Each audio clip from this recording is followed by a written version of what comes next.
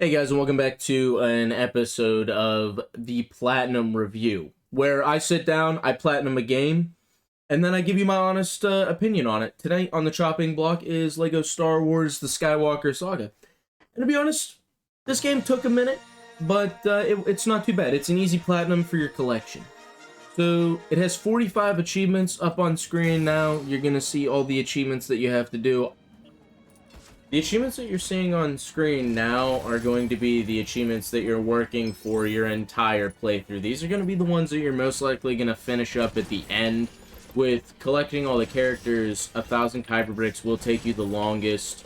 25 disguises as a hero character is one that you want to work on throughout your entire playthrough. When you're playing a hero character and you see the stormtroopers drop armor, helmets, and pants, I would probably just equip those as a disguise as you go so that you can get the 25 by the end of the game. You're gonna have to 100% most of actually every planet in this game anyway, so the 1,000 Kyber Bricks will come along with time. There are some things that you get to skip in this game. You don't have to get 1,200 Kyber Bricks, although there are 1,200 in the game. You do have to fully upgrade all the character classes. You have to collect everything else. You have to complete all the side quests. But we'll get into that when we talk about collectibles. Alright, and on the topic of gameplay, in the background you'll be seeing my walkthrough of the game while I was on Hoth getting most of the achievements. I did cut out most of the spoilers in this. There are no cutscenes and no story content. Most of what you're seeing right now is me running around collecting Kyber Bricks. Gameplay-wise, this game is very basic. If you've ever played a Lego game, you've played all of them. In this game, they add 9 classes of characters between heroes and Sith, Jedis, and villains. All characters have a special puzzle that only they can complete.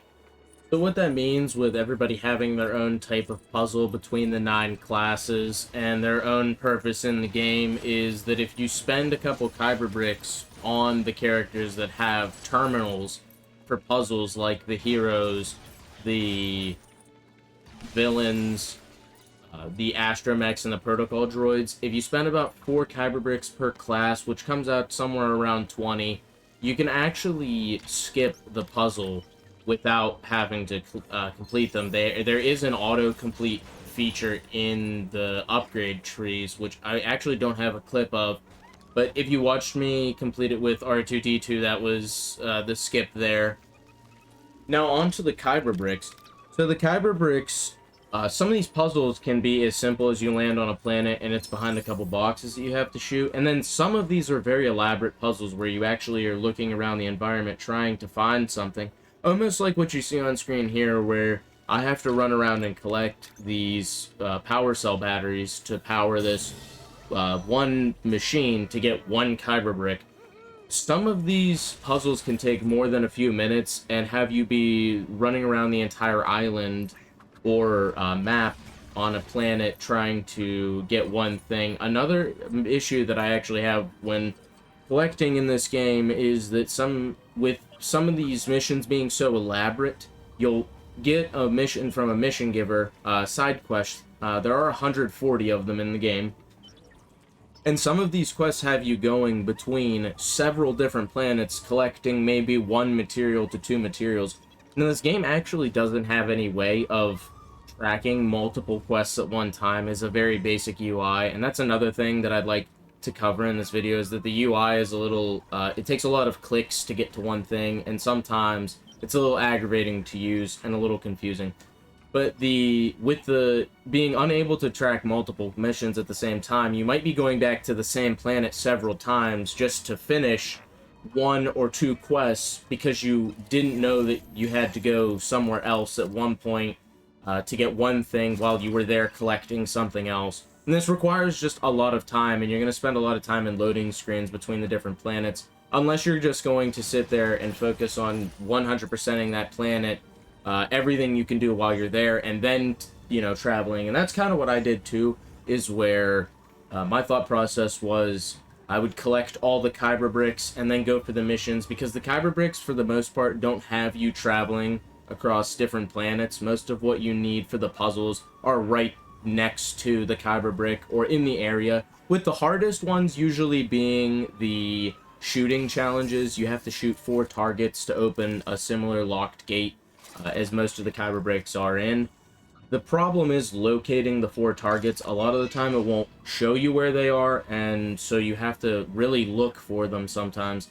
As you get more and more used to the gameplay, I would say this game does get easier. I spent, my total time to completion was probably around 65 hours to 100% this game, and towards the end of the 65 hours, I was getting a lot better of knowing where the game was going to put stuff and what I was looking for, more so than I was in the beginning. Usually in the beginning, I was clueless. I was looking around, I was hunting for an object. I won't pretend that I'm amazing at these games. I did a lot of Googling while I was playing this game. The level challenges sometimes need to be explained, but like I said, we're going to push all that stuff to the collectible section, where I will go over everything that you have to collect in this game to finish it. But for gameplay-wise, I ranked this, it was a very simple experience, very repetitive, but not too hard. It is a children's game after all. One thing I found to be quite annoying about the gameplay as well, last topic before we move on to collectibles, is that when you're trying to fight some enemies, a lot of your boss fights, as you can see on screen, anybody with a health bar at the top, they all have a very strong immunity phase after you hit them for some reason. It's very annoying. So you can sit there and you're shooting your lightsaber at them or blasting them with a laser, and they just sit there and they'll take hits and not take any damage because you've already hit them once. A lot of these quests, like the one that you're seeing with Snoke, is you're chasing them and you can only hit them once, maybe every 3 to 5 seconds. You'll hit them once with something and then they'll start running away from you. And some of the other chase quests actually have a thing where when you get too close to the enemy, they'll smoke bomb you and make you fall back, so you actually get stunned and the enemy has a chance to get away. So just this last mechanic is kind of annoying. It lengthens a lot of the fights when you're in free roam and stuff like that. I kind of just wanted to highlight it as the last thing before we moved on. Alright, and so on to the collectible section of the video. So, in this game, there are 45 levels in total, spread across 9 episodes, from episode 1 to episode 9 in the Star Wars series, all the way from Skywalker to Rey. There are 225 mini-kits across those levels, with 5 per level. On screen, you're going to see a list of what you have to collect. Note, there are ships in this game, but the ships are optional and you don't actually have to collect them to beat the game. In free roam, there are 140 side missions, 765 puzzles spread across all the planets. There are 38 trials, which is just your races and your shooting challenges. There are 10 challenges that require visiting most planets in the game. Those are going to be an achievement of their own called Galaxy Challenges. You actually have to collect porgs and shoot mice with trooper heads on them, like was in the clip with the hawk. Those can be done at the very end, as I did them. There are 380 characters. You do have to collect all of them. One of them is actually in the Galaxy Challenges too, so you have to do the Galaxy Challenge to get the last character, which is going to be the Wandering Wookiee. After you collect all those, you should have most of the achievements in this game complete. The last one that I would count as a collectible, I actually had to look this one up just to make sure that I was getting all of the animals correctly and that I could find them, because I'm not totally even sure what some of the animals' names are on in the Star Wars universe, like the Ranto and the Dewback and such. And if you don't know what those are either, don't feel bad. I had to look it up. There's some great guides out there that'll show you exactly where the animal is, and if there's any prerequisites for the animal being there. All you have to do at the end of the game is go planet to planet and then ride the animal that you're looking for on that planet. I also forgot to mention that was in the clip here is that each level has 3 level challenges assigned to it.